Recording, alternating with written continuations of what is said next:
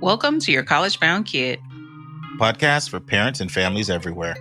Whether you have kids that plan to attend college or you have current college students, you want them in and you want them to graduate. And you want a quality education that makes you an interesting person to be around.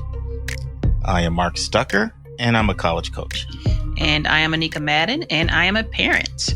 It is Thursday, October 3rd, and welcome to episode number 88. Do colleges evaluate your child's high school? In this week's news, Feds say student debt has hurt the U.S. housing market. And we're in chapter 88 of 171 answers. And we're answering the question if colleges evaluate the high school that your child attends. And this week's question is from a mom who wants to know how bright students who are not the valedictorians and sports superstars of their schools can stand out to the most respected colleges and universities.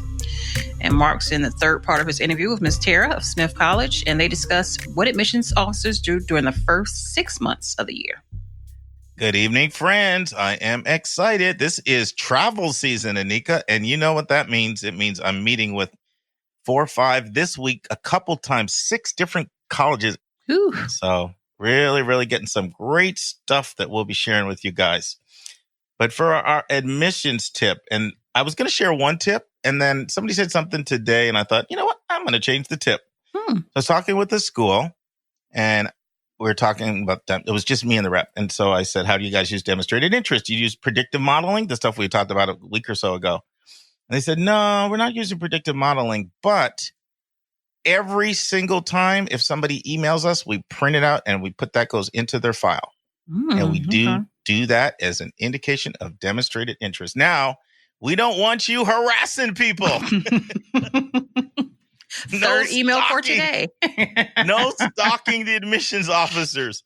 But that's just a little tip that emailing your admission officer with great questions is a little way to stand out. It doesn't apply to every school, but it works for a lot of schools. All Is right. Janaea doing that, by the way? I want to say she is not so much. I'm going to be honest. I don't think so, Mark. She's reached out a couple times, but she's not like on it like that. She might correct me later, but I think that's it. Okay, it's all good. Admissions vernacular. This comes straight from, I changed this as well. I had one all ready to share. I was meeting with Oberlin. It's a school in Ohio yesterday. And they used a term that's not their term. It's a term you'll hear quite a few schools use. And the term was prosbees. Prosbees. Want to take a stab or a guess at that one, Anika? I'm going for prospects. Is that good? Is that it? Okay. That's it. All right. So prosbees are prospective students. It's just kind of the term. You're not enrolled. You're not a matriculant. You're not an enrolled student yet. Now, I never really heard the term prosbees used to refer like for example, when schools come through and they do an information session, there's like 6 or 8 kids there. I don't really hear them referred to as prosbees at that point. It's kind of more like, okay, you actually have submitted an application. You're like an applicant. Normally, it's almost like a synonym for you're an applicant. Okay. And we're trying to reel you in, or at least, oftentimes it's used when students are visiting. Like we have our prosbees on campus, that kind of thing. College Spotlight will be a small school close to Pittsburgh called William and Jefferson. So if you can hang until the end, I'm going to do a little profile on William and Jefferson. Trying to mix it up with these college profiles. Some very well-known schools, some schools that are not well-known. East, West, Midwest, South, Mountain West, hitting different regions. And this week, we're taking you just outside of Pittsburgh. And lastly, and I don't sound like a broken record here, but I have to thank everybody one more time for the survey that you guys are completing. Somebody sent in this email this week and like, thank you so much. You guys do such an amazing job in the show notes. I was thinking, I can tell you've only been watching our episodes for the last 3 or 4. Thanks for tuning in at the right time. But that's the only reason why we made an improvement is because we got our butt kicked in comments. So we made some adjustments. So thank you for helping us to improve. You can find our Your College Bound Kid survey by going to yourcollegeboundkid.com. Click the About Us button. You will see a link to our survey. Thank you. Let's turn to college hot topics in the news.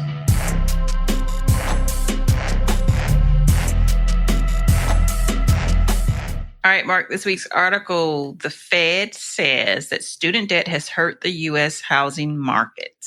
And this is found in the Wall Street Journal. It's written by Mr. Josh Mitchell and Laura Kasisto. And how about this startling subheadline? It says student loans prevented 400,000 young Americans from buying homes between 2005 and 2014. So we know the amount of student loan debt has gone way above and beyond credit card debt, car loan debt, which in turn has been linked to these young people not buying homes because either they've damaged their credit by defaulting on the student loans, or they have good credit, but they can't afford to go for a house because the income is going toward paying off the darn student loan. So, which I'm sure in those extreme cases that we've talked a few in the past, Mark, I can't imagine those things ever going away. So I can only imagine, those kids that are like hundreds of thousands of dollars in debt, just not ever being able to get to that point of home ownership. So again, we've touched on the crisis before, Mark, but as of September 2019, what is anybody doing about it? Well, I mean, you're hearing the political candidates talking about canceling debt. That's certainly one thing. There's some startling stats in this article. One of the things it says is that people ages 24 to 32, homeownership fell 9 percentage points, which may not sound like a lot, but it's kind of a lot, really. Yeah, from 45% down to 36%. And basically, as you said, Anika, that translates to 400,000 borrowers who could have owned a home but didn't because of student loans. So, I mean, there's a lot of things that are being talked about what's being done, Anika. I was listening to, one of the political candidates who's trying to double some of the grant money that's out there. You've certainly got petitions. I mean, there's a lot of reasons why we have this problem. It's not just the escalating cost of college. In fact, probably even bigger than the escalating cost of college, although that's a factor, is the way the states and the federal government have walked back their commitment to providing resources to help students. And I know we have a whole article coming up on that, so we'll talk about that more in the next, I think it's, 4 to 6 weeks away. But there was a time when both state governments and federal government saw as a major priority to provide funding, for students. Wait, when you say funding, are you saying funding once they've acquired the loan debt and have graduated funding? No. Or funding prior to? No. So in other words, so a couple of things. Now, don't get me wrong. If people don't qualify for any financial aid, then they have the assets and the income. That's been different. But I'm talking about when the need-based assessment is done about what a family can afford to pay. Okay. Then in the past, both the federal government and state governments has seen that as a major priority within their budget to provide financial aid so that college is more affordable. That is what has changed so drastically, and especially since, 2008, global financial crisis.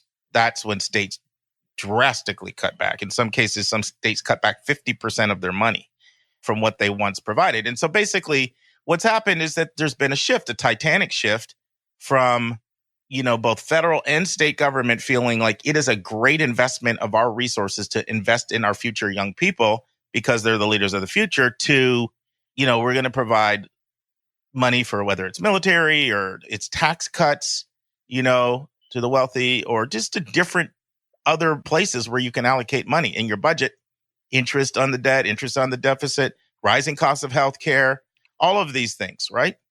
Pensions in certain states taking up large portions of the money. Bottom line is money going to college has gotten squeezed.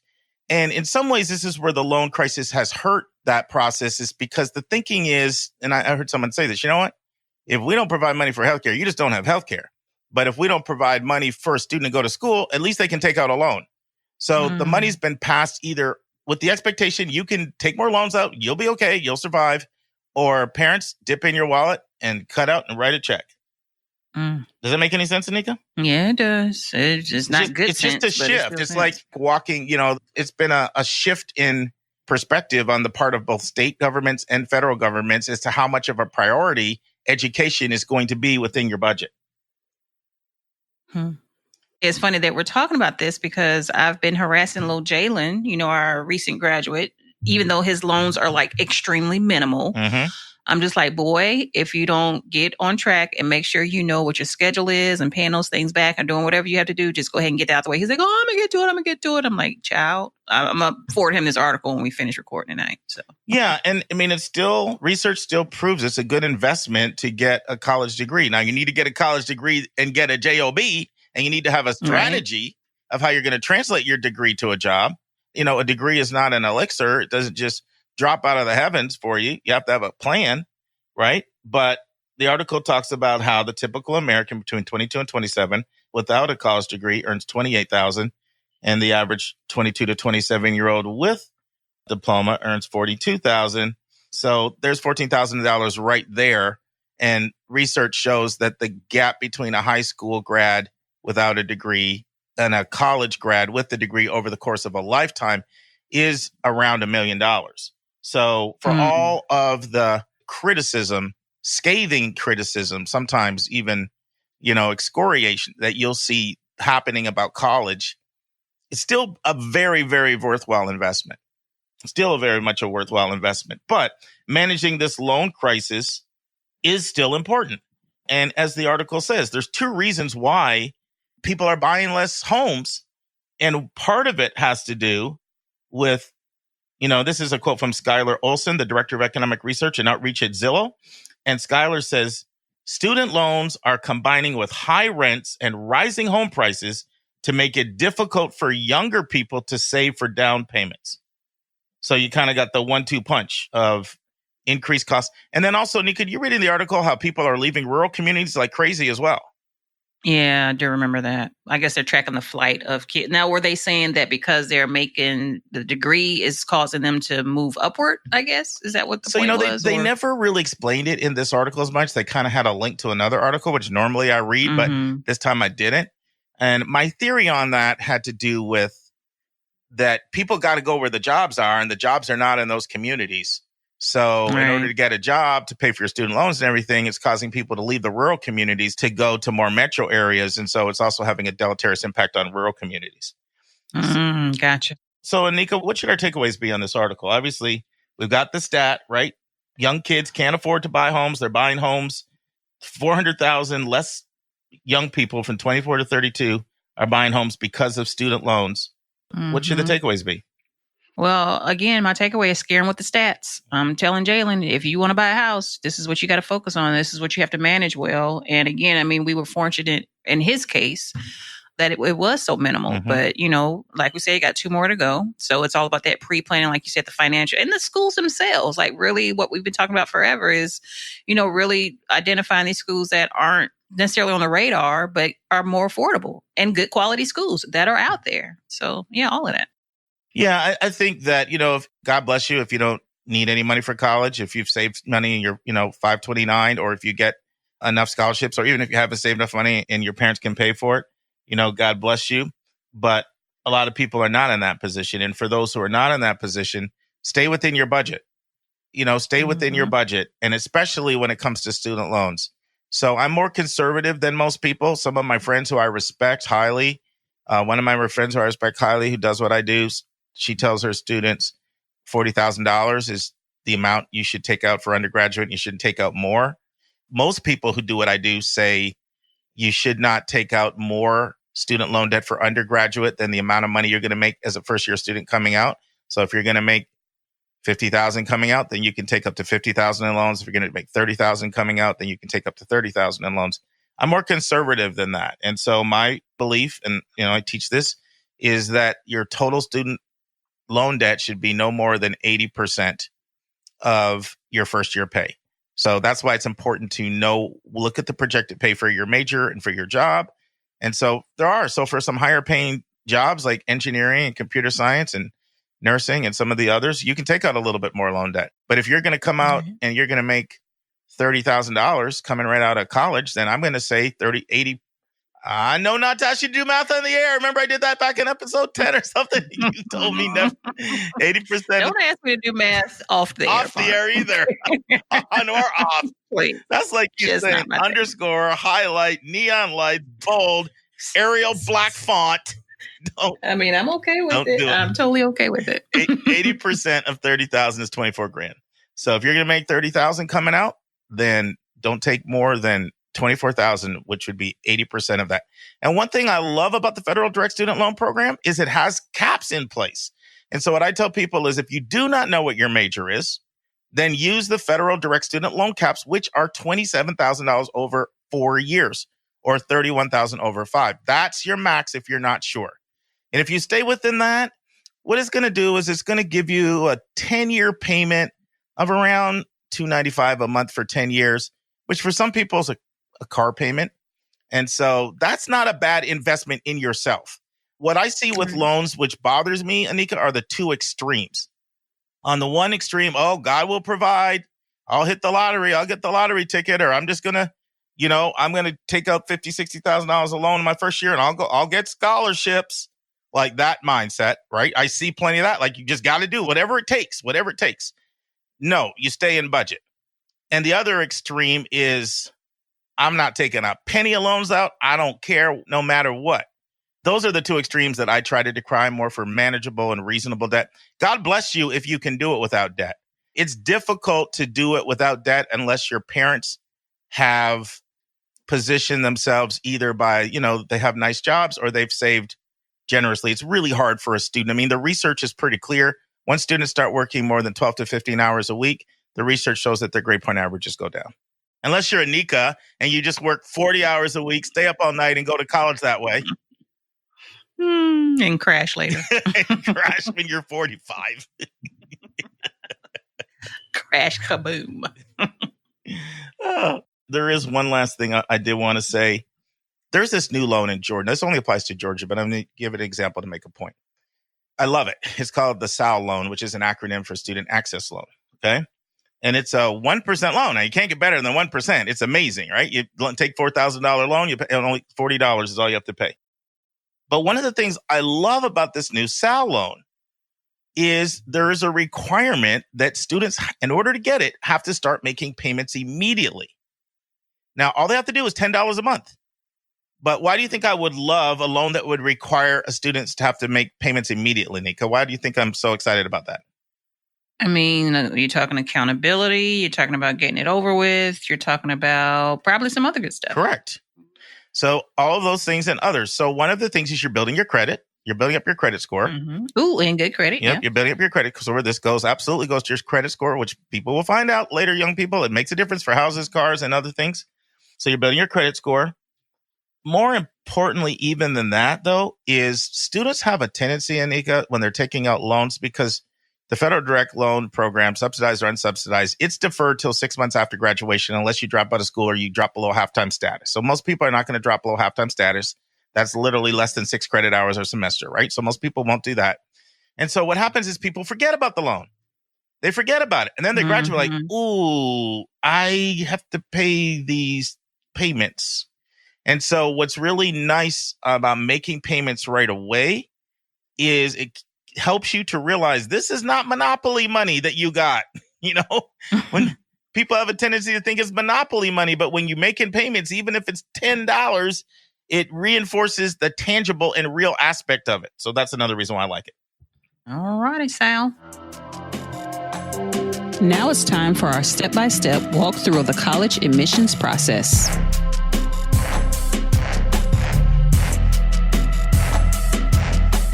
Okay, friends, we are in our 88th chapter of a book I wrote called 171 Answers to the Most Asked College Admissions Questions. And I haven't done this in a while, but I'm just, for those who are newer, I'm going to break down of how the book works because all of our episodes correspond to a chapter in the book, at least this book chapter discussion piece. And also we name our titles after this section, even that sometimes this is the shortest section of our podcast. But basically the first 10 chapters of the book or 10 episodes dealt with how do you pick a major or how do you pick a career? And then from 11 to 28, once again, this would be our episodes 11 through 28 and chapters in the book dealt with how you build a college list. And then from 29 all the way to 93 deal with how you get in the colleges on the list.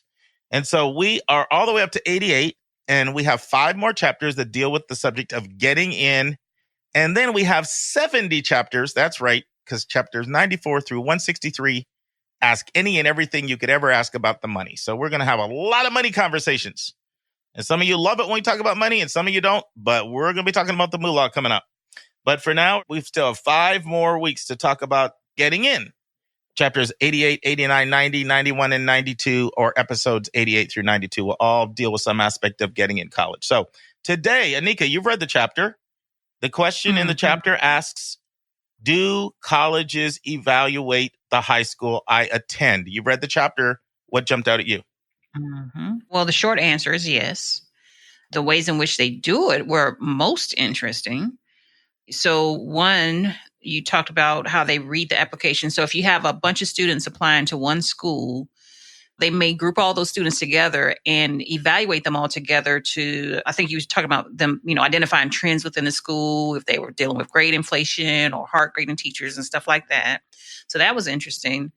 The second one was how they track the kids who matriculated onto their colleges. Like you've got a kid coming in from, applying from a high school. So they look at kids from that high school, how well they performed in their school, in their institution, which seems to me to be a little unfair, but that's just me. But how about, wait, Mark. So I want to talk about, because I have questions about. And I'm going to comment on both of those first 2 points, but I'll come back. Yeah, I was going to say, because I have a few questions about when we start talking about the high school profile. So you just took the little words out of my mouth. So I'm sure you want to go. Let's hear your comments. All right. So let me comment on those 2 things, and then we'll talk about the profile for quite a while. That's a lot of what I talk about in this chapter. So absolutely, most schools, not all schools. And I feel like we say this a lot, Anika, but I feel like we can't say it enough. It's not about what colleges do. It's about what does the college that you're looking at do?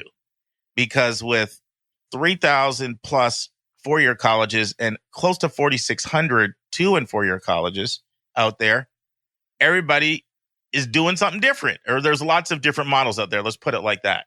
So there certainly are schools. I was having a conversation with the school not that long ago, and they said to me, Mark, we have this amazing scholarship, and they gave me sort of what the criteria were for the scholarship. And it was one of these schools that just gives money away based off grade point average and test scores. And so I asked them, I said, are you differentiating between like a really hard school and a really easy school? They said no. So everybody's different. So when we say this is not something that applies to every school. And so the 2 things I wanted to comment on. So I'll comment on the second thing you said first, Anika, because this is actually more rare. It's more rare, but there are schools that develop what they call experience ratings. The thing that you thought was a little bit unfair, which I think is eminently fair. So we might have our first knockdown drag out in a while. But, University of Georgia does this actually. I had a conversation with them, and what it is they build statistical profile models and where they can see what grade point average students that came in from various high schools had at the end of 1 year at their school. Georgia Tech does this, and they list it on their website. I love it. If you can look at admission snapshots for Georgia Tech, for every school in Georgia where they've had 10 or more applicants in the last 4 years, they will show what the income, not by name, of course, because it's confidential, but they will show what the average test scores were for kids that they admitted, the average high school GPA, the average number of APs or IBs courses, and then they'll talk about what the freshman graduation GPA was at Georgia Tech. And Nika, I'm a data geek, a data nerd. When I found this out, and I found this out because actually one of the counselors, Mary, was sharing this, I'm like, I rarely see anybody that does that. I was in that data for 4 hours. I was looking up every school because I was really curious to see what schools, the high school grade point average best predicted the Georgia Tech grade point average. Now, they don't just do it for Georgia. They do it for the whole entire country. But what they do and actually even internationally, they have it by countries. But what they'll do, like, for example, the state of Delaware, they just take everybody collectively. They don't do it by school. So those are like experience ratings. And in talking with the admission officers at Tech, and I asked how they use that, and it's something that they do look at. And I actually think this is important. And when I did admissions, I built a statistical model like this for our most common feeder schools. And it was really helpful because I could see, okay, this school doesn't have that much grade inflation. Like if a student gets like a 3.8 at this school, that translates like to a 3.65 at our school. So what is it that you don't think is fair about that? I'm not going to dare argue against you, but I was just thinking, see, challenge me. I have to tell you right. No. No, and I don't think so in this case because it is a little deeper than what I was thinking. Okay. So those are all positive aspects, right? Oh, the kids are doing great. Right. Okay, now we know you should be doing great. But I'm thinking about the kids that don't do that great. Like, don't be judging me against this child who decided to go buck wild when they went off to school from their parents' home. So I'm just thinking of it from the opposite perspective. That's all. Yeah. And you know what? I'm really glad you brought that up because even when I talk to schools that do it, they look at this, but there's so much individual qualitative data in a file, especially if a school's doing holistic admissions. They're going to put much more emphasis on things like, what do your teachers say about you? What do your counselors say about you? What courses did you take? What were your scores on AP exams or SAT2 exams? And what are your grade trends? Okay, if there was an interview, what did we learn about you in the interview? What do we learn about you from your essay? So the first and foremost is going to be how you represent yourself. That will always be first and foremost. Mm-hmm. Okay. But what happens, like, for example, I'll tell you this. I'll give you two different examples without naming names. One school I was looking at in Georgia, students from this particular school, it's a very, very well-known school, very rigorous. The grade point averages, the difference between the grade point average at this school and a Georgia Tech grade point average was about third of a GPA. So so the student, let's say they came in, had like a 3.97 at this school, and then that would translate to like around a 3.62. Another school I looked at, the average GPA was, this is a weighted GPA. So it was like a 4.3 in high school. And that translated to a 2.69 at Georgia Tech. Whoa. So what that tells me as an admission officer is this school has a lot of grade inflation. And I can't take an A over here as seriously as an A over here. But I don't want to get too detailed into that. Those are experience ratings. Most people don't do that. They're not that accurate unless you have large numbers of people, right? So if you look at Georgia Tech, they get massive amounts of applicants from a school called Northview. It's up by Alpharetta. Like huge numbers. So you could build pretty good statistical models when you have large numbers. So that's that. Mm. The other thing that's more important, because this applies to more schools, is the first thing you brought up, Aniko. And this is one of the ways schools get around high schools not ranking. Because remember, we talked about how schools aren't ranking as much as they used to anymore on this transcript. Mm-hmm. What happens is a lot of colleges, most colleges, certainly most selective colleges, they read applicants by school group. So what that means is that if I'm an admission officer and I see that we have 12 applications from this one school, then those schools will be read collectively by a similar committee. And that's extremely helpful because let's say, for example, I noticed that all these amazingly super strong kids and nobody's getting a high grade in AP physics. So now that's going to signal to me, you know what, this must be a really, really hard grader because even these kids at the really top of their class, nobody's getting like 98s, 99s. Now, if on the other hand, I see, I'm just making this up, of course, right? It could be anything. If I see, an AP Lang, pretty much every one of these kids has a 93 or above.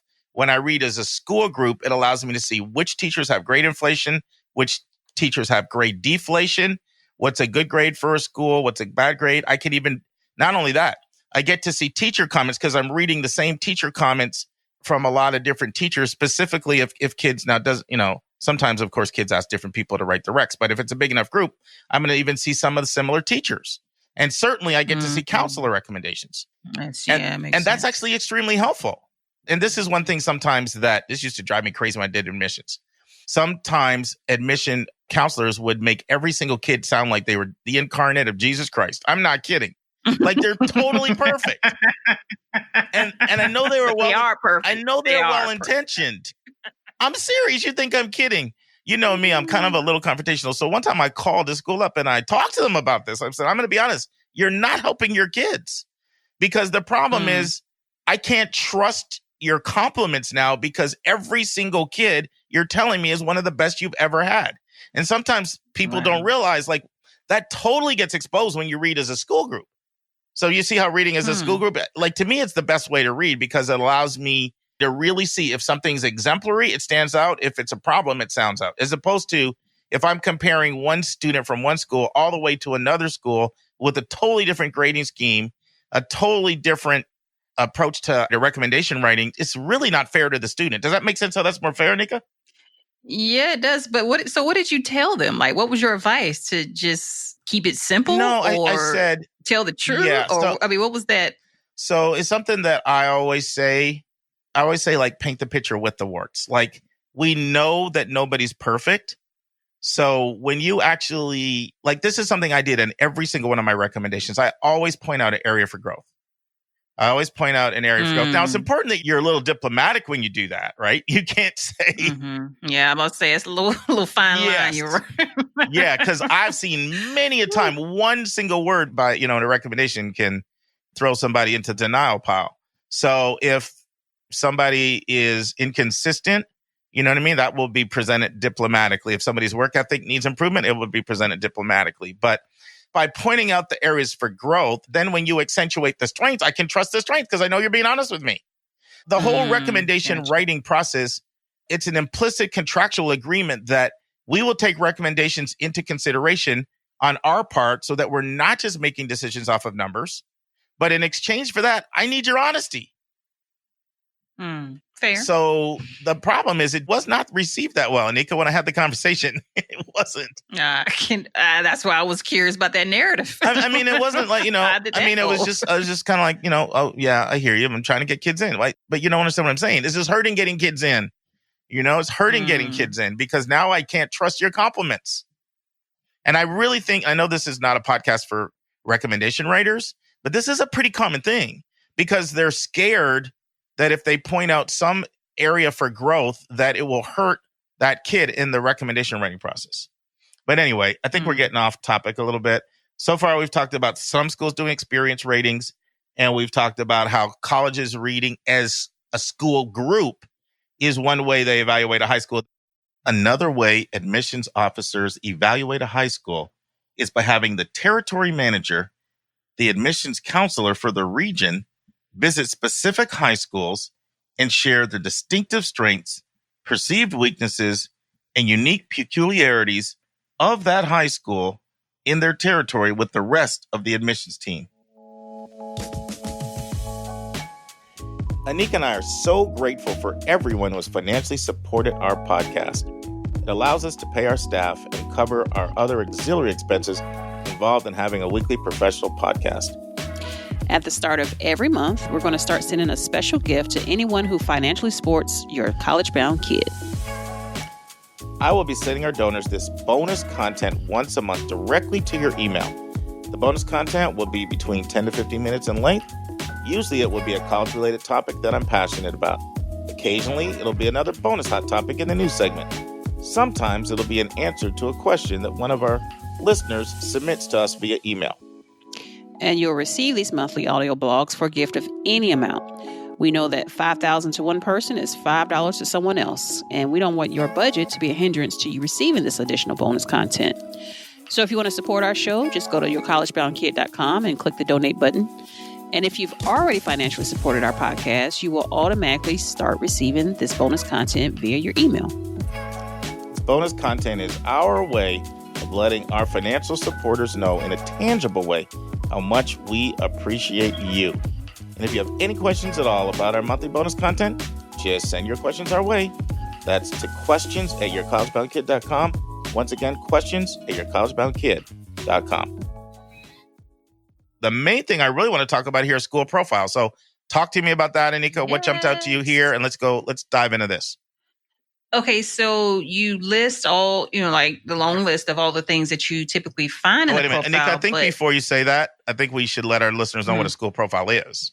So with almost every application, and there are schools that don't do this, but the majority of them do, when they submit a transcript, they submit something called a school profile. And what the school profile does is it gives you all the unique and distinctive features about what your school are. They're very different. Some are 1-pagers, some are 8-pagers. Most are like 2 to 4-pagers. Some high schools list them on their website. Some of them don't. Some of them just have them in the counseling office. But they have all kinds of information that I was about to talk about now. But do you want to talk about some of the things that are on there, Anika? And then maybe on the profile? Or what did you want to say about the profile? Well, how do you want? we can talk about the list, but I'm just curious. Mm-hmm. Okay, let me just ask you this real quick. Let me reply to the request. Okay, so a couple of things on the profile. So you've got the school mission statement. Yep. You've got how many AP IB courses are available at that school, dual enrollment courses.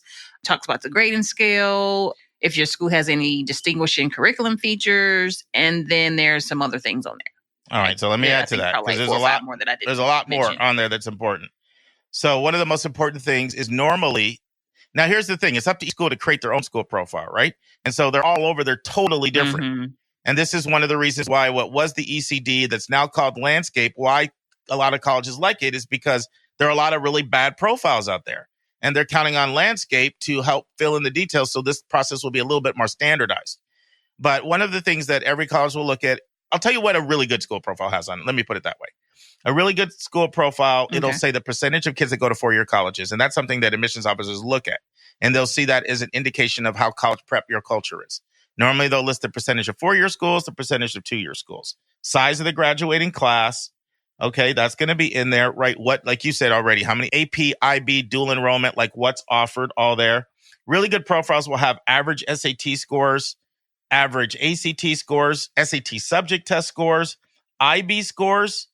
That stuff is very helpful. As an admissions officer, I'm trying to figure out, like, how competitive is this academic culture, and to what extent are you coming from a college preparatory environment, especially for your more selective schools.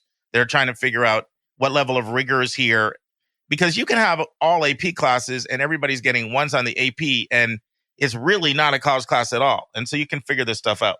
Another thing that schools like to have on there is your racial and ethnic background, and then your socioeconomic background, like what percentage of kids have free and reduced lunch or eligible. Yeah, usually like free and reduced lunch is usually what's used on there. And schools will kind of see that as a proxy for Pell Grant. If, it's not quite the same, but pretty close proximity for if you're going to be Pell Grant eligible. Grading scale, extremely important. Are you using a 1 through 3, a 1 through 6, a 1 through 8, a 1 through 13? Is high good? Is low good? I mean, very important, because this is used to interpret the transcript. So what's your weighting scale? That's very important. Is it like, 0.5 for honors, a point for eight? There's all kinds of grading scales. Some point schools, give bonus points to AP and IB. Some give more to IB than AP. Some give to honors. What's your grading scale? Because I need that to be able to interpret your transcript. And one thing that's really helpful is both a grade distribution and a score distribution. So grade distribution, for example, let's say I know that there were 18 kids in BC Calc. A grade distribution will let me know how many A's were in that class. Were there 4 A's and were there, 12 B's and 2 C's? It's extremely helpful. So when I'm reading a transcript, I know that. And a score distribution, the way that works is it will tell you, for example, for the AP, how many kids got 1s, 2s, 3s, 4s, and 5s on each exam. So I never, ever, and a lot of the people I work with listen to this podcast religiously, I never start working with a student without getting their school profile. I either get it from the parents or I get it myself from the school or from their website, because I need to know when I'm looking at a transcript. A new student I just started working with, one of the things I noticed when I looked at their AP scores, Anika, it's a good public school in suburban Philadelphia, that a 5 on the AP is the most common score that anybody gets on the AP, because it gave a percentage of 5s, 4s, 3s, 2s, and 1s by class. And I'm like, okay, you know what? This is really a college preparatory environment. And I noticed like the average subject test score on the chem subject test was a 730. So that's a high score. So anyway, it allows me to put the school into context. And then a last thing that is also really common on these would be, besides the things you mentioned, or not always common, but extremely helpful, is a track record of where kids go to school. So anyway, is that all helpful? So that is accompanied with almost every transcript, although there are schools that don't even send it, and it makes admissions officers want to pull their hair out when a school doesn't provide a school profile. But go ahead, you had a question. Well, actually, you answered my first question. Well, kind of, sort of, I think you did, because I was going to ask you, like, should we expect that our counselors, regardless of what schools our kids are applying to, are sending off these profiles as our kids are submitting these applications? That's just a given. It's only, I wish I knew the percentage of times if somebody doesn't get a profile, but it's definitely under 20 and it's probably under 10% of the time. And if you're in any kind of college preparatory school, this is so important. It's emphasized, and any counselor knows. It's like sending off the transcript. Like, send the transcript with the school profile so that we can interpret the But think about it this way. If you don't send the profile, how am I supposed to know, like, how to interpret the grades on your, you just need to be able to do this to understand the school. And I guess we should have access ourselves to those school profiles because I guess I have seen it for NAIA school now that I think about it. I didn't think of it as a profile, but that's literally what it is, where it shows just all that you just said. Both for the NAIA and for Jay. I mean, I was all over those school profiles when I was working with both your kids and looking at them and all that. So that was your first question. What's your next one? Well, I think I kind of wrapped it all up together because it was just like, when is this thing going out? Like, I just didn't know. I feel like there were some secret moves going on. It's like, wait a minute, what's happening here? I mean, but it's a good thing. It's always a good thing. And it's just a matter of, okay, these schools are getting it regardless if they want it or not. So there you go with the transcript. There's one other thing that I think is really important, and I don't want to talk about this too much, Anika. We've talked about this before. I think, so it is true. We've talked about how colleges evaluate high schools, right? Mm-hmm. We've also said every single school is different. Like one thing that drives me crazy is when a school doesn't differentiate from one school to the next. A GPA is a GPA. Or when a school says, we don't differentiate between a weighted GPA and an unweighted GPA. You literally punished a kid because they took more harder classes. That stuff drives me nuts. And sometimes schools tell me, and I don't like this, we just take whatever GPA is listed on the transcript.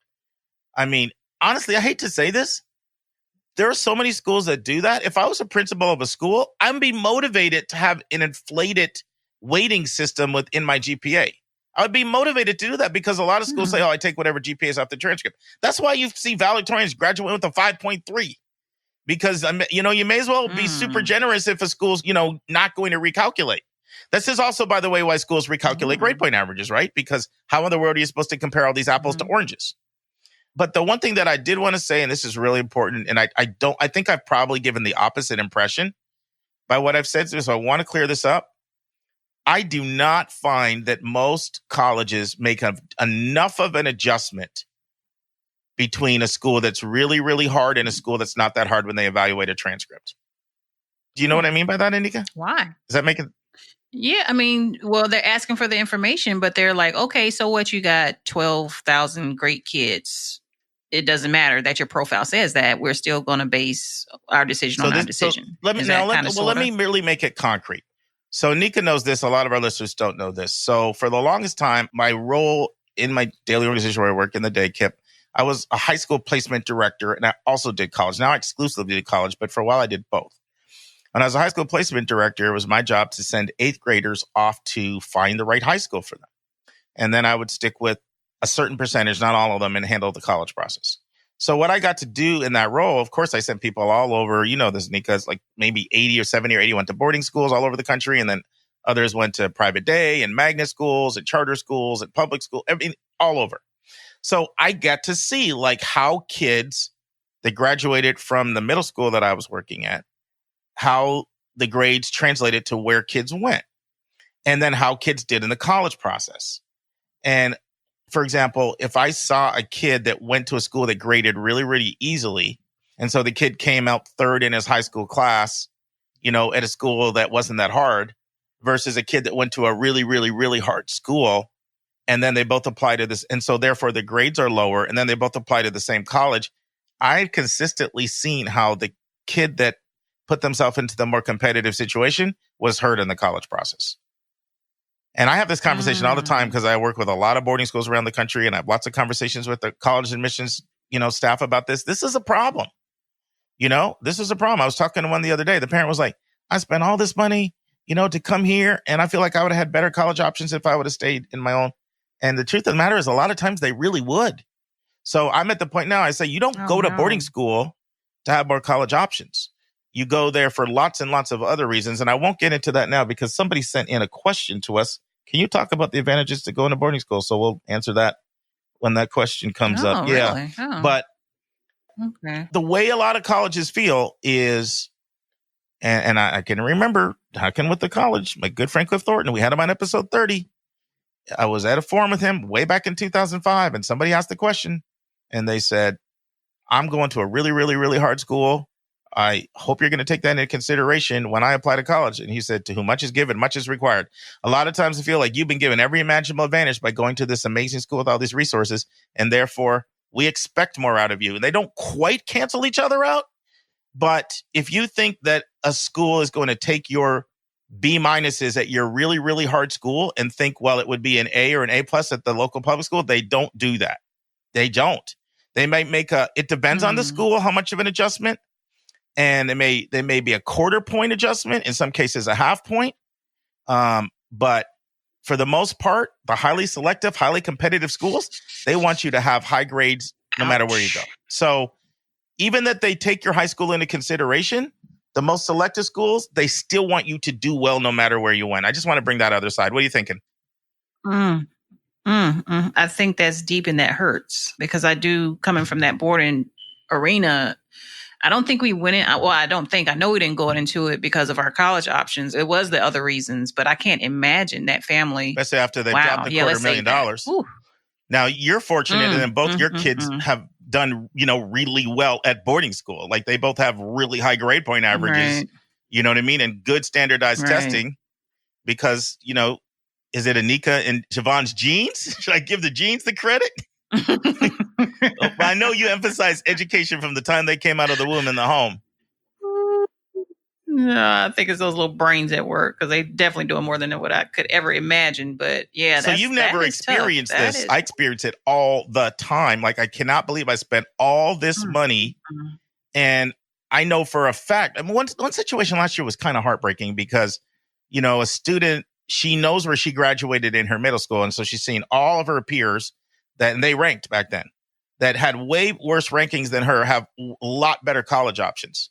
So it's just, it's just something to think about. So while this stuff is taken into consideration, in my opinion, it's not taken into consideration as much as possible. And for example, I hate to mention a name, but I'm going to mention it. Phillips Exeter, one of the most prestigious boarding schools in the country. I've had multiple kids that have gone there. And of course, they're looking at that list and they see lots of Harvards and all that on the list. But you put yourself into a pool of probably the top 2% of kids, maybe top 1% academically. So it's not that easy to come out of that place at the top of your class or even in the top 10% of your class, And so, sure, now don't get me wrong. I had a kid I worked with that went to Princeton from there. And it's not like I don't see that stuff happen. But you got to go there and be a rock star. And it's hard to be a rock star. It's like, it's easy to be a star at the pickup game on the corner. I know you're not a sports person, Anika, but I'm going basketball. Yeah, you are. Better. I'm getting better. Because all those males in your house are making you watch games. I went to a football game. Are you trying to give me a heart attack on the air? Fun. What football game did you go to? Aggies. Who do we play? Was our home game? I can't even remember who they played, but that guy. That doesn't count. It was fun. But it's like going to the basketball pickup game on the corner. Just because you can dominate at the playground, that doesn't mean you can just go to the NBA All-Star game and kick butt. Let's get off of here. Let's move on to the next topic. Yeah.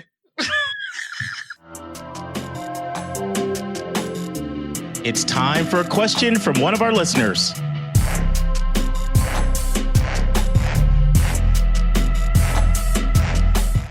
All right. Our question mark comes from a mom of a high schooler, and she would like to know a little more information regarding students that are very bright but not valedictorians. How do they distinguish themselves? They're not sports superstars, nor are they straight A+ students, but they're hard workers, mostly honors classes, and they do well. How do they get into the most respected schools? How many subject matter SATs should they take? Which ones are considered? Okay, there was rigorous? A lot in here. My goodness, this is try to be as succinct as we can, but yet also simultaneously being comprehensive. So I'm not exactly sure what this mom of this high schooler meant by most respected schools. If you're talking about the Stanfords and the Yales, you know what I mean, and the MITs, then they want it all. They just do. It's so funny. I was having this conversation with an admission officer from one of those places, and they said, Mark, a lot of times people ask me, is it better to get an A in a regular class or get a B in like an AP, right? And then I'll say, get the A in the AP. And then everybody laughs, chuckle, chuckle, chuckle. And then the person was saying, they think that I'm joking. I'm not, So if you're talking about the highest levels, it's just a supply and demand thing. The pools are so ridiculously competitive that honestly, everything less than a few A minuses on your transcript is tough unless you have some really powerful hooks going for you. And sometimes ninth grade is, not counted because it's so long ago, depending on the school. So I just have to say, for the most respected schools, I'm not trying to be Donald Downer, and be the bearer of bad news. But the first and foremost, they're looking at academic factors. And if you don't do them and have them in an exemplary way, your best advice is to realize that there are so many amazing colleges out there, and they all can lead to phenomenal careers, that you don't have to go to the most respected schools. And respected meaning the most selected. Selected, respected, similar kind of normally, right? Mm-hmm. So we did a whole episode 56 on that, where we totally broke down the statistical numbers. So do you remember that episode, Nico, where we broke down and we saw that really only a couple kids from certain states, the whole in state, are getting into certain places? When you look at how many kids are recruited athletes, and how many kids are international students, and how many kids, development dad is building the building. So if you're talking about that, honestly, my advice would be to come down a tier in selectivity. Now, if you're not talking about the most of the most selective, then some of the things that are going to make you stand out is you are having certain institutional priorities that the school has to offer. That's going to be very, very, very important. So for example, when I was in admissions, I did college admissions in Dallas, Texas in the early 90s, but I'm referring to now when I did boarding school admissions. When I did boarding school admissions, I worked at a Quaker school. And as a Quaker school, or Friends school, you hear the term Friends, Quakers used interchangeably. There are not that many Quakers out there in the whole country. So it was a priority. If you were a Quaker or you came from the Society of Friends, that got 3 asterisks on you. Mm-hmm. That's what's called an institutional priority. And there's lots of different institutional priorities that are out there. So you're going to need to have an institutional priority. I was with a school today, and this is a school that is 90% in-state. And I was in a conversation, and she's like, Mark, you know what that means? It's basically a different admission process if you're out of state, because it's come down from the top that we want to become more of a national school. So you're going to have institutional priorities that line up with what that school is looking for. And Mark, I know we've had this conversation before, but bring it back to me. How do we know what those are? How do we know what those institutional priorities are? That's the tough part. That's the hard part, right. Because it's not easy to do that. You can read the materials on the website really closely. Mm-hmm. You can ask an admission officer, are there any things in particular that you're looking for that you'd like to see more of in your student body? This is normally going to be best for a professional that does this to handle this part of your process for you, to really understand it, unless you really, really have a lot of experience in this. I mean, there's a person out there that can research so well that can normally find this out, but most people are going to be better served having a professional to guide them on that question. Just because there's so many different institutional priorities and there's so many different schools, right? That I know, I mean, I hate to kind of give that answer, because the whole purpose of this podcast a lot is to try to provide all those resources for someone so they don't have to do that, but I'm just being honest with you. That is the best answer, especially if somebody is really open to a wide range of different schools. I know that's kind of unsatisfying, but I mean, it's just the truth. It helps to know that it's not something that's easily found. We need to know difficult. that. We need to know. Extremely somebody difficult. Needs to know what they're doing, basically, to get at that kind of information. Well, not only that, but most people do not have an ability to self-assess well. They don't know, and most of the time when they can't self-assess well, they don't understand how competitive the landscape is out there. And this is really, really a problem for parents. And the reason why it's such a problem for parents is because things have changed so drastically. I mean, Anika, it still is beyond me. But 10 years ago, I could send any C+ student that had decent extracurriculars, decent recommendations, and about 1,100 on the SAT, or a 22 ACT to Northeastern University and up in Boston, and they would get in. Now, I meet with them a few days ago. Their 25th to 75th percentile on the ACT is a 33 to a 35. Their 25th percentile on the SAT is a 1470. Gracious. And they're pretty much, looking for A's. I mean, obviously they'll take a few non-A's, but it's just a tough admit. An acceptance rate, which I mean, the school just completely changed. It used to be a commuter school. I won't get into how it changed and why it changed. It used to be a commuter school with acceptance rates into the 80s. Now it's a highly competitive school that takes less than 1 in 5 kids with a competitive applicant pool. So that's just very, very, very hard for parents to understand because, a lot of times, like, they knew certain schools as layups. Like, oh, that school's a layup. Like, I know my kid can get in there. And so understanding how much and sometimes it can even happen from one year to the next. And sometimes there's trends like, Virginia Tech over-enrolled. We have to do an episode on this, Anika. Virginia Tech over-enrolled by 1,000 kids last year. Wow. So this year, it's going to be brutally much, much, much harder because they're going to make accommodations for that. So I don't know. I want to be honest. I always want to be honest on this podcast. Mm-hmm. So the best bet is to make sure that you have institutional priorities that give you that extra bump and to make sure you're being realistic about the selectivity level. Keep in mind, more than 40% of kids report grades of A- or higher right now. So colleges are used to seeing a sea of A's and A-. Now, I feel like we've been talking a lot lately about that highly competitive school. I definitely need us to bring us back coming up in the next few episodes to let people know that most schools, the average acceptance rate is 67% in the country, and most schools would be happy to have a good 3.0, 2.8 student. They'll be thrilled with that. So we're talking, but the question was about the most respected, highly selective schools, right? Yeah. So I'm trying to answer it. As far as how many subject tests, very few schools are asking for subject tests anymore. Your engineering schools ask for them for sure, like your Harvey Mudds, your Caltechs, your MITs. And they not only ask for them, goodness gracious, MIT, like, you got to have a science and you have to have a math.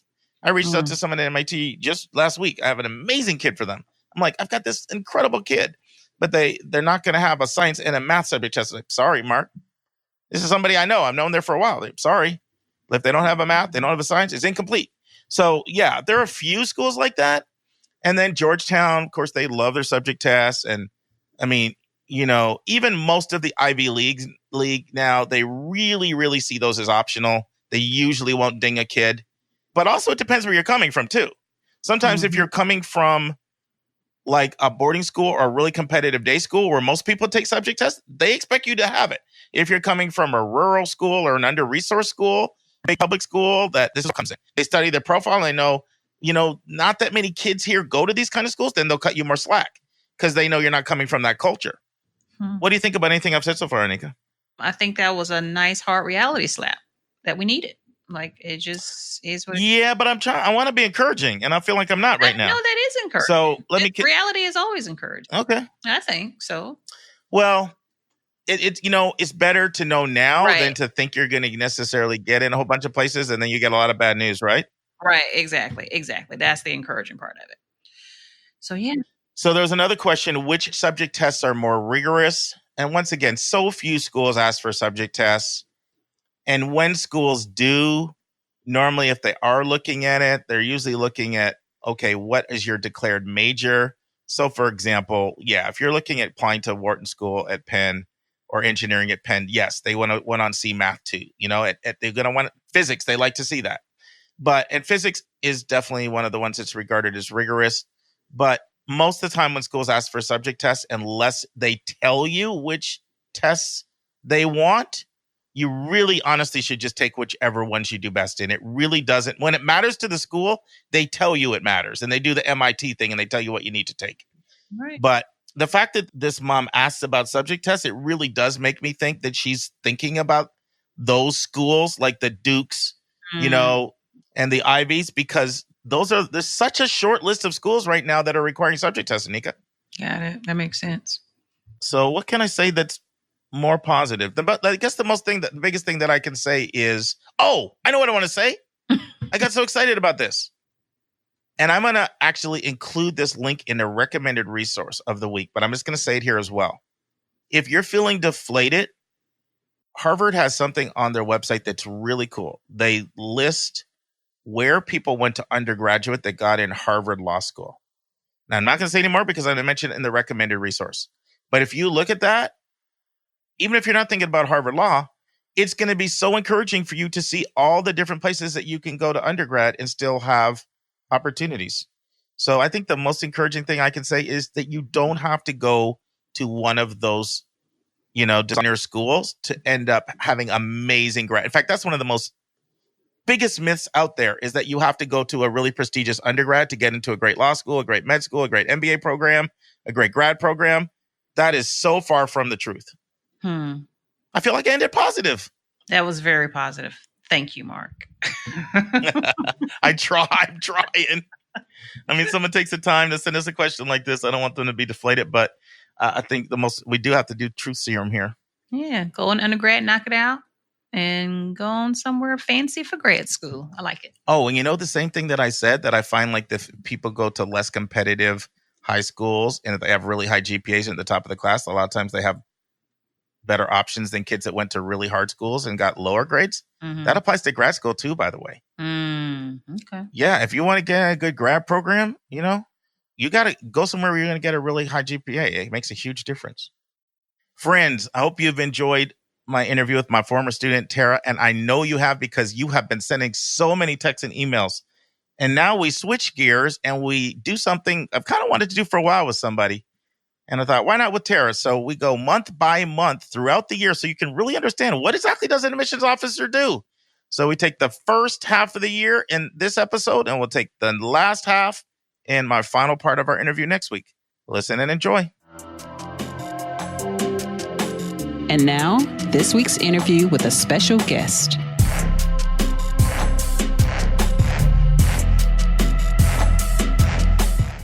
Well, Tara, I want to talk about one other topic. I think we've covered interviews pretty well, info sessions pretty well, and also school fairs pretty well. I think a lot of our listeners wonder what an admission officer does. So I'd like to take a kind of season by season approach. And when do you want to start? What month do you want to start? And let's go 12 months around the calendar. I'll let you pick it. We can start in the month of August, Yeah, there we go. Sure. So why don't we start in August? And what do you do in the month of August? So in the month of August, am super busy planning my travel, making sure that I am seeing the schools that I want to see, that I've kind of solidified where I'm going, that I have the amount of CBOs on my list that I want to have, that I've made enough time to eat during those days. Okay, Tara, I'm going to stop you for a sec because now you're doing admission speak. So tell our listeners what a CBO is. Sorry. Yeah. So CBO is a community-based organization. I guess an example of a CBO, NJC, for the ones that I visit, NJ Leap, just are a couple in New Jersey. Philadelphia Futures is a CBO in Philly. And these are incredible organizations that are helping students throughout all of these processes. And there are so many all over the world that are helping our students through these processes. I shouldn't have had to say that because that's really what I am in my day job. I function as a CBO, right? And so, yes. Yeah. So, we help students get prepared for the college process and network with admission officers. And so you're planning your travel in August. And of course, when you're in Massachusetts, you're still doing some info sessions and doing some interviews potentially even, right? Yes. So our interviews do not stop no matter what time of year it is. So we do have interviews and info sessions going on all year round. And August is kind of the time where I think we see a bigger influx of students kind of right before they get back to school in September. We're also planning a lot of our fall events, and we're in the kind of beginning stages of making sure that we're getting those events planned out so that they have a wonderful time when students and families arrive on our campus. I'm a coordinator of our Women of Distinction program, as I've mentioned earlier. It is our fly-in program that we have in October. So it is very important that I try to get as much of this planning done before I go on my travel, which starts September 15th, because pretty much when I get back from my travel is when the program starts.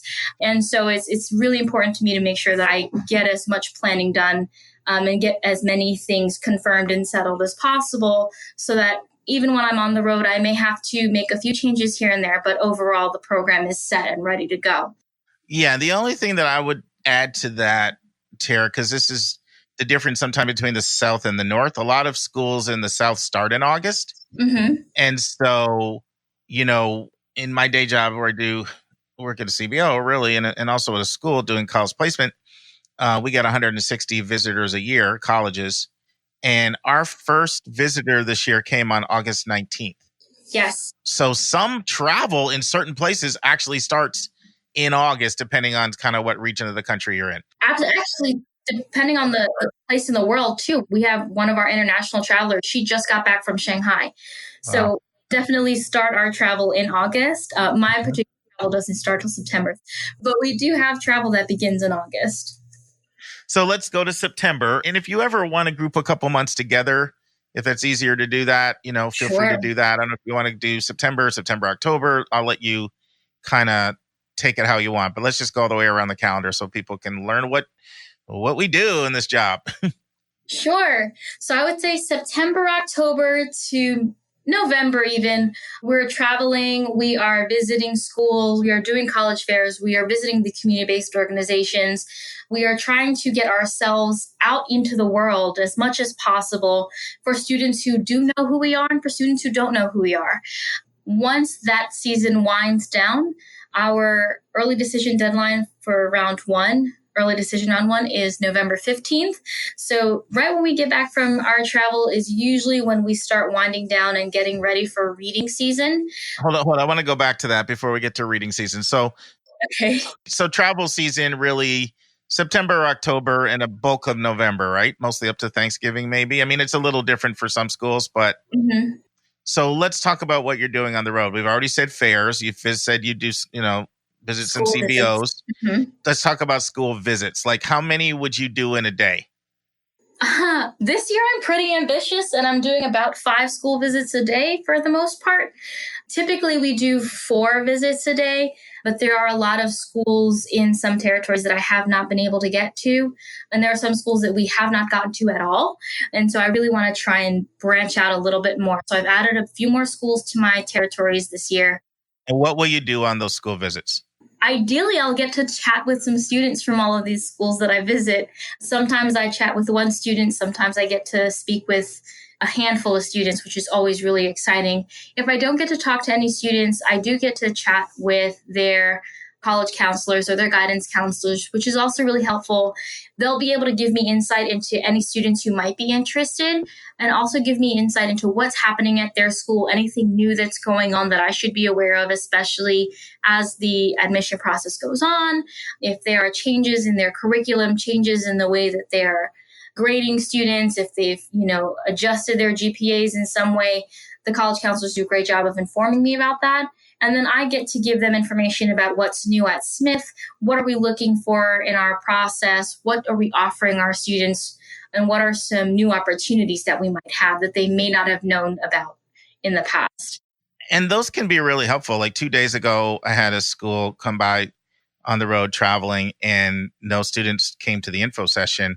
But we had an amazing conversation, just an exchange of ideas, updating us on some significant changes happening at the school so that we're more informed and can articulate the school better, and us also, doing the same thing on our end. So those things can be awesome. Do you ever do receptions? Like when I traveled, it was college fairs, school visits, sometimes visiting with consultants, CBOs, and then also occasionally we would have like a reception. Also, you mentioned before doing things like essay workshops and things like that on the road. So do you want to come on either that, or I don't know if you do receptions at all? I would do them sometimes in some key markets. So I haven't been invited to any receptions as far as I know. So I don't have any of those kind of in my arsenal for the fall, but there might be other admission officers that are going to do some receptions. Yeah, so those would be like a combination. Like sometimes we'd have alumni that would come out that would host it. So occasionally even maybe a faculty member or an ex-faculty member in the area. And you'd look into your database and see who's in the area and then invite everybody and current parents, current students, current parents, and they would do like testimonials, and you'd have hors d'oeuvres. And sometimes they would be hosted in someone's home, a home of a parent, or sometimes you would do like the hotel reception area. Those are actually could be, pretty effective recruiting methods. Absolutely. So you might want to add that in some of your key areas. I think you'll get some good results, especially when you have those gung-ho parents. Of course. We're doing what we call ACT trainings. It's an association of alum who are doing admissions counseling. So they're helping the admission office. And so we will actually be reaching out to the alum who are part of this network, who are trying to help us. And we are going to try to meet with the alum in our areas and in our territories.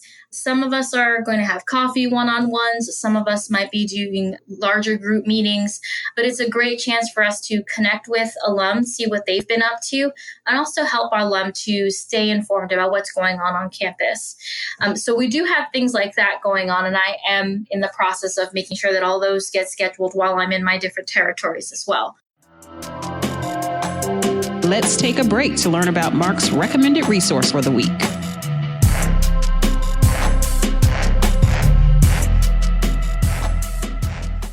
One of the myths I'm constantly trying to debunk is that if you don't go to a selective college, a prestigious college, a designer college, you're either relegated to second-class status from a career trajectory, or your options are going to be limited when it comes to things like law school and grad school.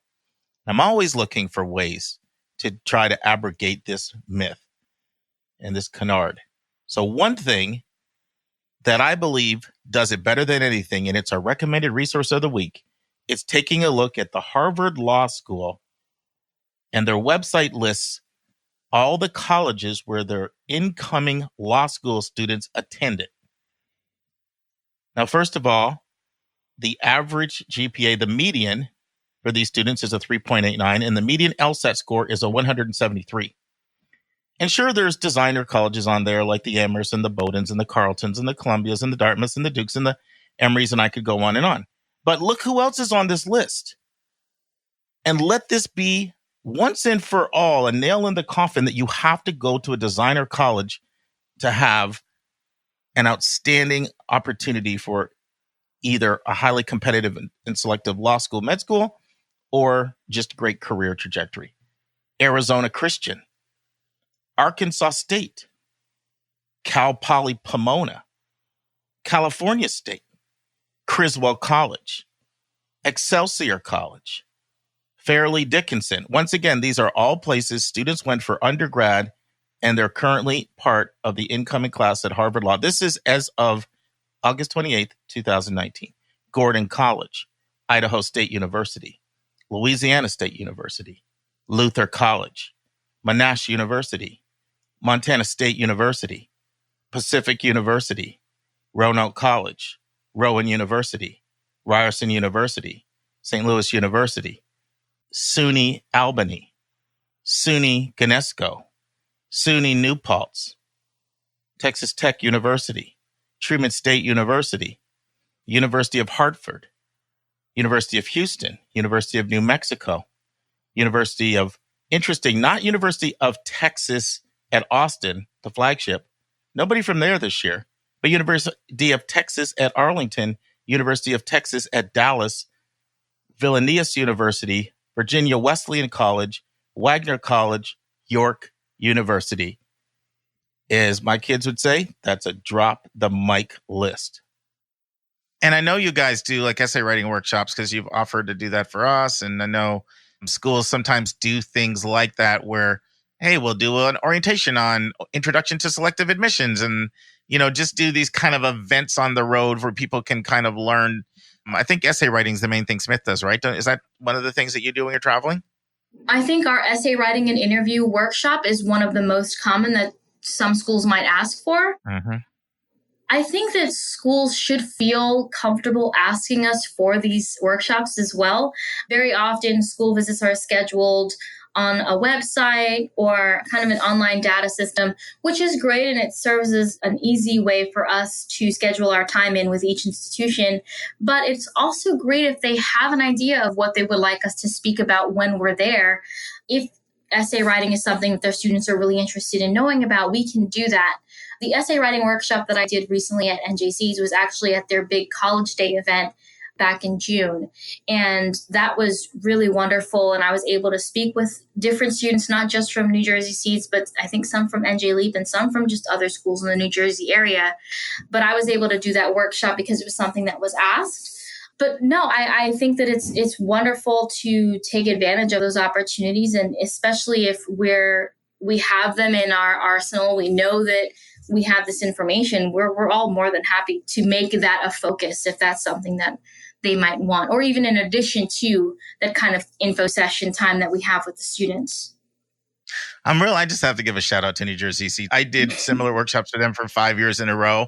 And I just love that organization. So if anybody from New Jersey Seats out there is listening, keep up the great work. You guys do awesome work.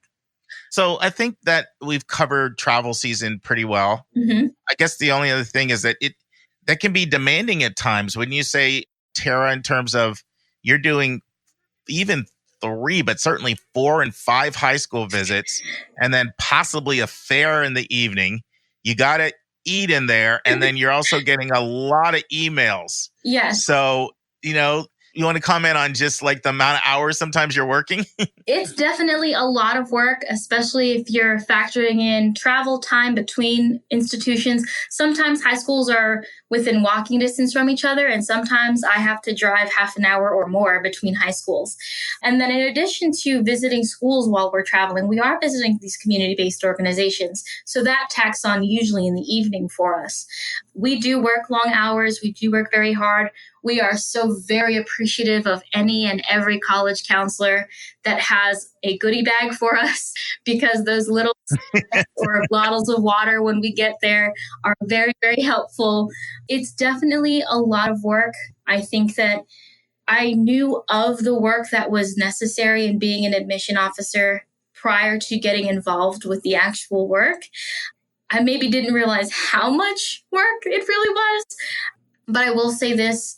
We are really committed to our jobs, and it shows in how much work we do and how much time we're willing to put in. Some of us are away from our homes or our friends or family for, a month at a time, or maybe only coming home, a weekend or 2 out of an entire month period. But we love what we do, and we love getting to meet students on the road, and we love getting to sit down and speak with students in different territories about what we have to offer them and how we can best serve them and how they can get to Smith. And I think that it's really important to acknowledge that, yes, it is a lot of work. And yes, there are a lot of hours that go into it, but we do it because we love it. I'm really glad you brought that up, because I think sometimes people, they just sometimes think, oh, you're just a salesperson. Of course you're going to do that. And, people usually choose to do this work because they love kids and they want to invest in their future, or they love their institution, and usually both. Mm-hmm. And they want to make a difference. So I really appreciate you doing that. I have to say this, the hardest part for me, I just had a flashback. In addition to visiting, and I never did 5 schools a day, so that's very ambitious. I was more of a 3 or 4 person was more me on the road. But when I remember doing that, and then doing the fairs, and then all the emails that you get back at the hotel. But the hardest part for me was typing up my interview notes. Mm-hmm. And my record for falling behind was 24. I was 24 interviews behind, and I was like trying to make sense of all this chicken scratch and then get it typed up. So don't follow me. That's like do as I say, not as I do. That was bad. That was bad. Well, I think one of the best things we've, I have my qualms with some technology, but I do appreciate having a voice recorder on my phone. And what I that's great. Either after a school visit, a community-based organization visit, a college fair, or after an interview, I'll just put voice notes on my phone, and then I'll transcribe it later so that I still have all that information. It takes less time, and I'm able to kind of get all that information out, and then I can sift through it once I actually have a moment. So that's great. I find that admission officers either love travel season or they don't. I was someone who loved it. I was totally energized by it. I still love it. I love traveling and visiting colleges now. It's so great. But it does knock some people out of the profession, especially when they start having kids and things like that. Mm-hmm. But some people are energized by it. Let's transition to reading season, which for me would be the hardest right now because of the volume that, it's like, gee, some schools have to read files in 10 minutes. It's just tough. But let's talk about reading season, explain what it is and what months it covers. Sure. So our reading season, I would say, goes from November till middle maybe end of February. So it's quite a significant chunk of time that we're spending reading files, in addition to any events we might have going on in the late fall or even winter. We are currently moving towards community-based evaluation, so it's a little bit different. At Smith, at least 2 pairs of eyes typically get to every single file, regardless of how we've been reading in the past. But this year, we're actually trying this new way, which is really not that new. There are a lot of other institutions that have implemented this way of reading files, but it has helped us to guarantee that there really is a kind of discussion about every single file, which sounds like it's going to take more time, but it's supposed to save time. So I'm hoping that we'll be able to integrate this really well with our reading process. But I think that what I love most about our reading process is that before we get into it, before we go through how our rating system may or may not have changed or how we'll be reading this year, all of the admission officers at Smith, we sit around a table at a meeting and we just discuss our lenses and our biases that we have when we are going into the reading season. So what are the things that make us want to advocate for a student, and what are the lenses that we're reading with that may make us, tip one way or the other with any particular student? And I think that speaking that information aloud not only helps us to acknowledge it, but it also helps our other officers know, okay, this person has similar lenses, so maybe we shouldn't read the same files because that person won't get as well-rounded of a read as, reading files of someone who has maybe a few different lenses. So I think that's really wonderful.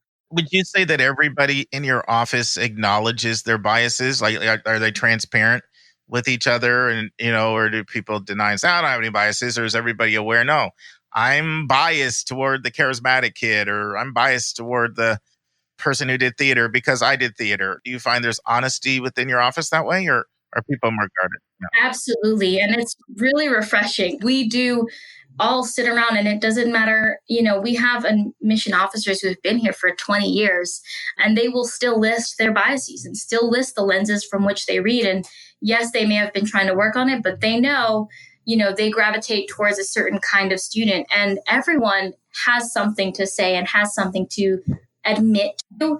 And I think that it really helps to build trust within our office to know who's reading the files. And we know that we are open and honest about how we feel about the files that we're reading and the students that we're looking for. Yeah, I think students should be comforted to how much schools try really hard to get it right and to be fair. It's not perfect. I always say holistic admissions is human admissions. And when there's humans in, there's going to be biases, but really trying hard not to do that. I was at UPenn recently for a counselor fly-in program, and they brought in like the world's foremost expert on biases. And that person did training with their staff on how to identify your biases and how your biases impact decisions and unconscious biases. I just thought, wow, this is really good to see the kinds of things schools are doing to just try to be fair, Absolutely. To kids. So that's reading season. Now we kind of skipped over, you've got early decision in there. So with early decision in there, talk a little bit about committee and that process. Sure. So again, this might change because we are transitioning this year to a new way of reading, but committee is really that time where we advocate for students. That part of it doesn't really change.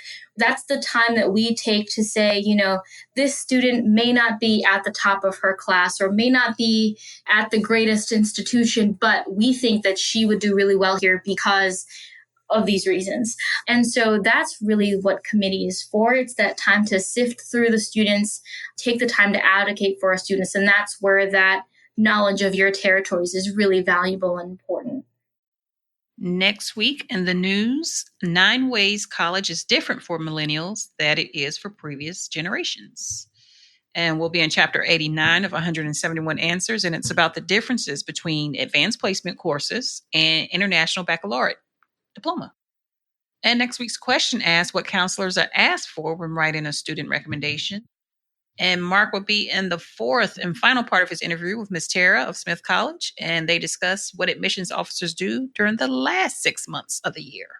Okay, friends, our college spotlight today is Washington and Jefferson. And I wanted to share, have you ever heard of Washington and Jefferson, Nika? Nope. You Sorry. and 99.9% of the population. So I wanted to share a few really good colleges that people haven't heard of and that won't cost you 60 or 70K. Washington and Jefferson was founded in 1781. Really old. 1781. Oh, that No is one heard of them? Darn. almost 250 years old. It was founded as Washington Academy, and it merged with Jefferson College. So Jefferson College was like 10 miles from Pittsburgh, and Jefferson now is 20 miles from Pittsburgh. And next year, they will be celebrating 50 years of being co-ed. So it's mostly all male during that time, but they've been co-ed now for 50 years as of next year. And they are now 50-50, male and female, no religious affiliation. They are found in the city of Washington, which has 15,000 students. Washington and Jefferson has 1,350 students, and 77% come from the state of Pennsylvania, with New Jersey and New York being the second and third most frequent states. So I know some of you may be thinking, well, I'm not sure if I want to go to a place that has so many students from the same state. But once again, this link syncs nicely with what we were just talking about, Anika. That's an opportunity for you. Because if you're coming, particularly from out of the region, from the South, from the Mountain West, from the Southwest, from the Midwest, schools are looking for what we call geodiversity, which is just short for geographic diversity. And so that's an excellent opportunity. Your app can get a little bit of a star on it, a little thumb on the scale, as we say. It is 20% non-white, pretty evenly divided between Blacks, Latinx, Asian, and multicultural and international, with that 20% non-white population. 34% of students are in the top 10% of their class. The middle 50% of students on an SAT would be like a 1090 to 1211. And an ACT would be a 21 through a 26. So I had a great one-on-one meeting with Nicole. We sat down, just me and Nicole, for quite a while, really delving deeply into Washington and Jefferson this week. Now, remember how I said there's a lot of grade inflation, Anika, out there in our last segment? Mm-hmm. Yeah. So the average grade point average is a 3.71 unweighted. Unweighted is the average grade. They recalculated GPA, and 100% of undergrads live on campus all 4 years. And here's here's a hint, friends. Anytime a college requires everybody to stay on campus all 4 years, it really makes the community vibe strong. Anika, you know this. You can comment a little bit about Woodbury Forest, where Jalen went. That was one of these schools that was 100% boarding. Did you notice at all sort of the tightness of the community? Oh, absolutely. Yeah, I see distinct differences between here, and not necessarily bad, but I do see differences between he and Naya's, where hers is not 100%. Right, exactly. So right now, Janaea's at a school that's mixed, and it's a difference in the community. And that's one thing that gave Davidson its really strong community vibe. As I think Davidson's number is about 98%. Davidson requires it for all 4 years, and you feel that pulse of the community. The average class size is 16 at Washington and Jefferson. 74% of the classes have under 20 students. And their top 5 majors are business, accounting, psychology, economics, and communication arts. But what they're really most known for are their pre-health tracks that they have. So about 30 to 40 students will go through a pre-health track. They do have to take 14 additional courses outside of their major in things like biochem, physics, math, English, and pre-law. And it gives them everything they need for med school. And guess what, Anika? The last 2 years, they have had a 100% pre-med placement rate and a 90% law school placement rate. No way. Yes. Wow. And, the national averages are like, really, really, really low, Goodness. Yeah. And so now I will say this in fairness, and I asked this question in my meeting, because anytime I hear that, I know what's going on, right? So certain kids are getting sort of counseled out if you're taking those prerequisites and you're not doing well there.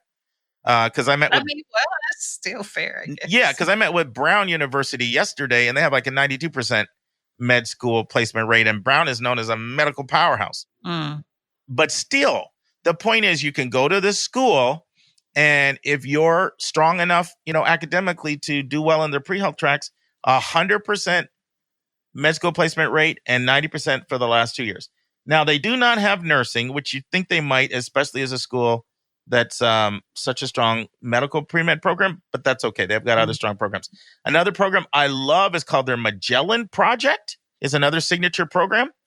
And I'm seeing more and more schools do this. And nobody was doing this when I was doing college counseling back in boarding school in 2001 to 2009. What they're doing is they'll take your unpaid internship or your passion project, and they will give you money to fund it. So they said, one example they said is, let's say you want to study your family tree for the summer.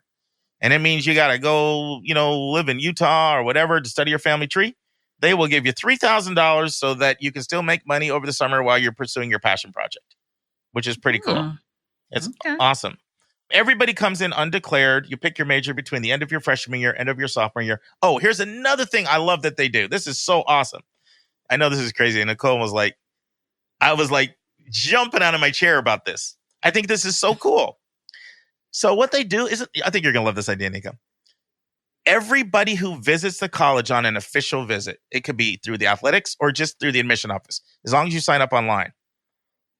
If you are accepted and you come, you automatically get $1,000. And they used to just give you $1,000, which is still really cool, right? Cover your airline ticket and your hotel or whatever. Now they give you $1,000 for all 4 years. So if they call it a visit grant. I think it's the most brilliant idea. When I was director of recruitment, I wish I would have thought of this idea. I would have loved to have, especially when I was traveling in remote areas, I would have loved to have been able to say, guess what? You visit our school and you get admitted and enrolled, you'll get basically $4,000 over 4 years. That will more than cover your transportation. It's smart. Isn't that smart? Yes, it is. I mean, I can't believe that more schools don't do that. That's brilliant. They don't know because they hadn't heard of these people. So they hadn't heard These people, they're named after a couple presidents, Washington and Jefferson. How are they these people? Reminds me of Ross Perot in the 90s. You people. You people. Well, my point is that they have I'm having fun with you, Nika. I hope you know that. I know. But what I'm saying is they need to share the love. They need to tell people about that. Because I promise you, I bet it's a admissions person on here listening right now, Mark. They're like, oh my God, I'm taking it to the staff meeting tomorrow. I mean, I agree. What a great way to incentivize people to visit. Okay, even if you come up with your family, if you got 4 people in your family, and let's say you got 4 tickets for $350 on the airlines, some meals, hotel, rent a car, say the whole trip costs you $2,000. You get double that if you enroll. Pretty cool. And if you're you some football tickets, you do anything. Yeah. So a few more things. Their most common overlaps are the University of Pittsburgh and Penn State, but Allegheny College would be the most probably similar type school that's still 2 hours away, but they have a lot of overlap with Allegheny. And they also do with your Dickinson or Franklin and Marshall, a lot of other schools, in Pennsylvania. So last week, Anika, do you remember how we talked about how a lot of schools have, remember how we talked about tuition discounting? Mm-hmm. And we said a lot of schools have a high tuition discount model. All right. So this would be a school like that. And the reason why I wanted to share that is if you're stressed out, like a lot of people are, because you're like, I don't have $60,000. I don't have $70,000. Check this out. If you have a 3.6 GPA or above, you are guaranteed $33,000 in merit scholarship money. Wow. For a 3.6. And so their total cost of attendance is $61. And so basically you could get a private school education, small classes, everything for $25,000. And that's the worst case scenario because their average grant and scholarship is $40,000. So that's just, I say, one reason I wanted to share this is I don't want people to be so intimidated by sticker price. I mean, if you don't have that 60 or 70 and you want to go to private school, this is an example of a place you can go and maybe it costs you $25 for a private school education or less. They accept the Common. Isn't that pretty cool, Nika? That is very cool. They accept the Common App or their own app. And just one little tip. Sometimes when schools have their own application, one great way to demonstrate interest is to do their own application because they'll take note of that. Right. But they accept the Common App or their own app. Now, they made a big change this year. In the past, they used to require teacher recommendations, require essays, all of that stuff. They're also an example of a school we haven't talked about a lot. They're kind of a hybrid. You know how we always talk about there's admissions by the numbers, Anika? Schools that just look at test scores, GPA, and curriculum, and then we have holistic, right? So they're like in between. So they will make a decision just off your transcript and just off of your activities list. Because they're also test optional. So you don't have to, if you're not a great test taker, you don't have to submit test scores. So they will make a decision just off your transcript, studying the courses you've taken, grade trends, and they do look at your activities, your extracurriculars. However, and we haven't talked a lot about this because there are a lot of schools like this. If you submit these other things, they will absolutely read them and take them into consideration. So if you submit recommendations, which they like, they'll consider them. If you do a personal statement and do an essay, they will love to read essays. They'll take that in consideration. So I wanted to share that because have we talked about schools that are in between admissions by the numbers and holistic? Like if you submit these things, I don't think so. so. I mean, well, I think kind of sort of we've mentioned it in passing. Yeah, in passing though. Yeah. Like there's quite a few schools out there like this. And that's another reason why I wanted to highlight them. Just a few more things. Their major sports are water polo. That's their big sport, water polo. So if you're into water polo, that's like a booming sport. And then they have had a lot of football success. They're Division III. Any thoughts on Washington and Jefferson or anything I've shared that jumped off the page besides the visit grant? The water polo is interesting. But no, that sounds like a little utopia over there because they got all kinds of little perks and things going on, and it just sounds fantastic. Well, no place is perfect, but right. I think it's a hidden gem that you can get a really good education, especially if you're looking for a lot of individual personal attention in a sense of community where you're going to have small classes, know your professors, and you want a private school and you don't want to shell out $60,000. Mm-hmm. Love it.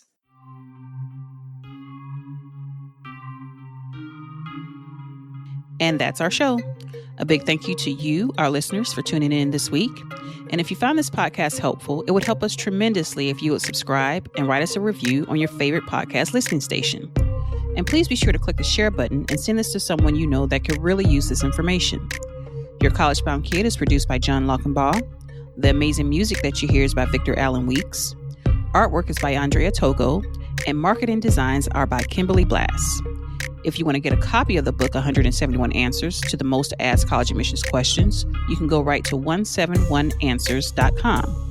And if you want to have a college coaching session with Mark, you can send him a text to area code 404-664-4340. And if you have a question or a few questions that you would like for us to answer on the show, please email us at questions@yourcollegeboundkid.com. That's questions with an S at yourcollegeboundkid.com. Every week, we'll take one question and include it in the episode. We don't like your questions. We love your questions, so send them our way. And by the way, check out our website, which is just simply yourcollegeboundkid.com. Again, we thank you for tuning in, and we look forward to meeting with you again next week.